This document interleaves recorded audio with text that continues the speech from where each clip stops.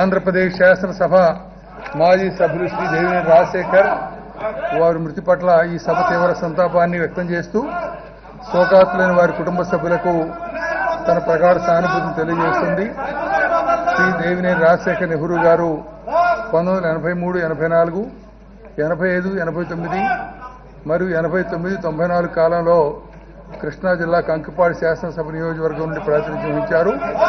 వీరు 1989, 94 సంవత్సరంలో శ్రీ ఎన్టీ రామారావు గారి మంత్రివర్గంలో సాంకేతిక విద్యాశాఖ మంత్రిగా బాధ్యతలు నిర్వహించారు. వీరు తమ నియోజకవర్గ అభివృద్ధికి ఎనలేని కృషి చేశారు. వీరు 2017 సంవత్సరం ఏప్రిల్ 17వ తేదీన మరణించారు.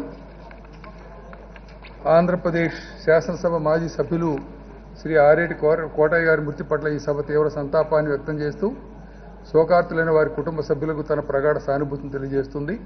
శ్రీ ఆరేటి కోటయ్య గారు 1972, 78 మరియు 83, 84 కాలంలో ఒంగోలు జిల్లా సంతనూతలపాడు శాసనసభ నియోజకవర్గం నుండి ప్రాతినిధ్యం వహించారు. వీరు తమ నియోజకవర్గ అభివృద్ధికి ఎనలేని కృషి చేశారు. వీరు 2017 సంవత్సరం మే 6వ తేదీన మరణించారు.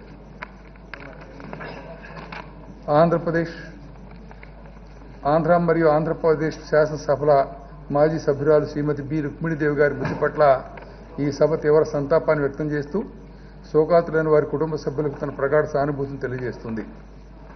శ్రీమతి బి రుక్మిణీదేవి గారు 1957 సంవత్సర కాలంలో అనంతపురం జిల్లా హిందూపూర్ శాసనసభ నియోజకవర్గం నుండి 1962, 67 సంవత్సర కాలంలో మడకశిర శాసనసభ నియోజకవర్గం నుండి మరియు 78, 83 సంవత్సర కాలంలో సింగనమల శాసనసభ నియోజకవర్గం నుండి ప్రాతినిధ్యం వహించారు.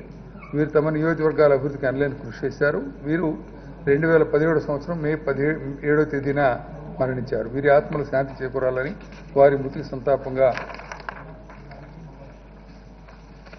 అదేవిధంగా ఆంధ్రప్రదేశ్ శాసనసభ మాజీ సభ్యులు శ్రీ బి నారాయణ రెడ్డి గారి మృతి పట్ల ఈ సభ తీవ్ర సంతాపాన్ని వ్యక్తం చేస్తూ శోకాతులైన వారి కుటుంబ సభ్యులకు తన ప్రగాఢ సానుభూతిని తెలియజేస్తుంది. శ్రీ బి నారాయణ రెడ్డి గారు 1989, 94 మరియు 1999, 2004 కాలంలో అనంతపురం జిల్లా శాసనసభ నియోజకవర్గం నుండి ప్రాతినిధ్యం వహించారు. వీరు తమ నియోజకవర్గ అభివృద్ధికి ఎనలేని కృషి చేశారు. వీరు 2017 సంవత్సరం మే 6వ తేదీన మరణించారు. ఈ గౌరవ సభ్యులు మృతికి సంతాప సూచకంగా మనం 2 నిమిషాలు పాడుదాం.